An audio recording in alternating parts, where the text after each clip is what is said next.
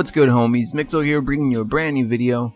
And today I want to talk to you guys about the black market blackout. Now, before I begin, Thunder, thank you so much for letting me upload to your channel, man. I believe this is either my 4th or 5th time on here, and I'm not gonna lie, the response I get from this community is just fucking awesome, man.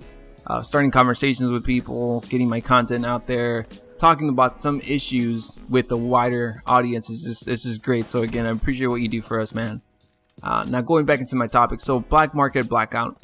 The reason I wanted to make this video is Infinite Warfare is almost out, and we all know that these prototypes or variants that they're going to be including in Call of Duty are going to some way or somehow be related to microtransactions, which is DLC. I'm sorry, not DLC, COD points and supply drops.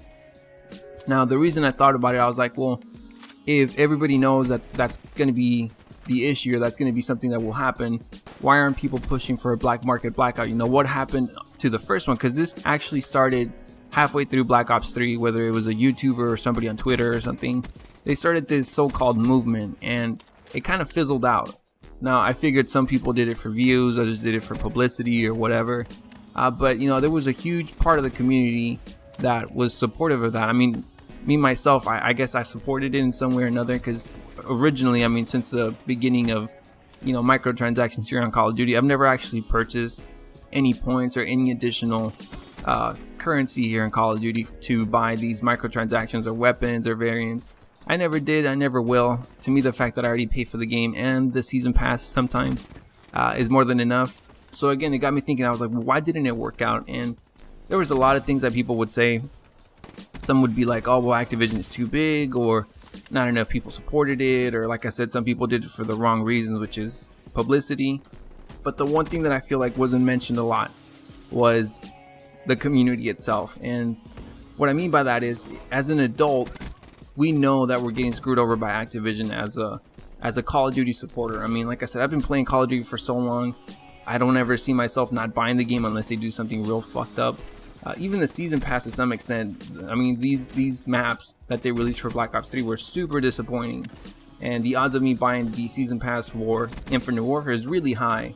But even at that, I can acknowledge when Activision's being, I guess, too greedy, and they're just trying to push sales by, you know, throwing variants and doing all kinds of stuff. And that's, as an adult, I can see that because I work for my money.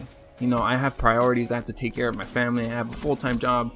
There are other things that are way more important to me than a peacekeeper or a camo or whatever. And the majority of the community, which is what, you know, kids, they don't have to work for that. More often than not, you know, their parents give them money, or you know, they have other forms of acquiring it, and they don't actually work for it, which means they don't have that value for money.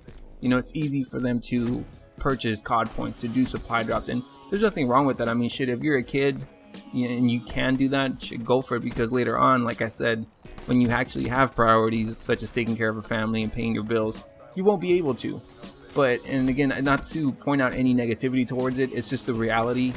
A lot of the community is made out of kids, and these kids don't have any financial responsibilities to anybody. I mean, you know, I don't know what the percentage is, but I'm pretty sure most of these kids go to school, they go home, they play video games, and if I have a couple dollars laying around, well, shit, I might want to get that peacekeeper. You know, I might want to do some of these things, and there's nothing wrong with that. But that's, to me, the reason why the black market blackout didn't work out. You can't instill a financial value to somebody who doesn't necessarily have it or need it at the moment.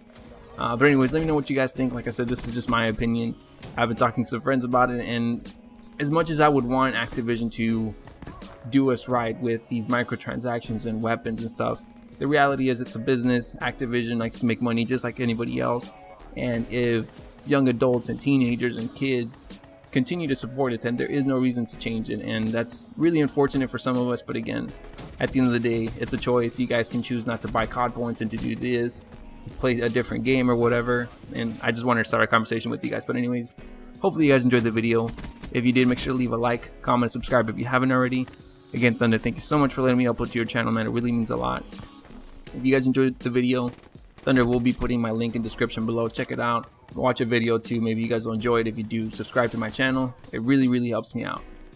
Anyways, hope you guys have a nice day. Thank you so much for watching, and I'll see you homies on the next one. Adios.